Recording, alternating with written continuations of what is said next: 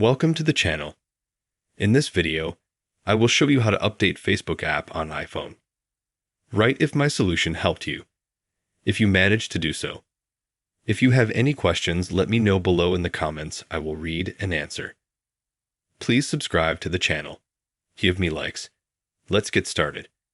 The first thing you need to do is go to the Apple Store on your iPhone or iPad. Then find Facebook. Then click on the Update tab. And it may say Open here. This means that your app is already at the maximum version, which is available. And if it says Update, this means that you need to update to the maximum version, which is not yet. But if you update, it will appear. And one more way how you can do it besides the Apple Store. Go to Settings. Then open the General tab. iPhone Storage, and here find Facebook. Click Unload Application, thus clearing the data and cache. But don't worry, all your documents and correspondence, chats, contacts will remain.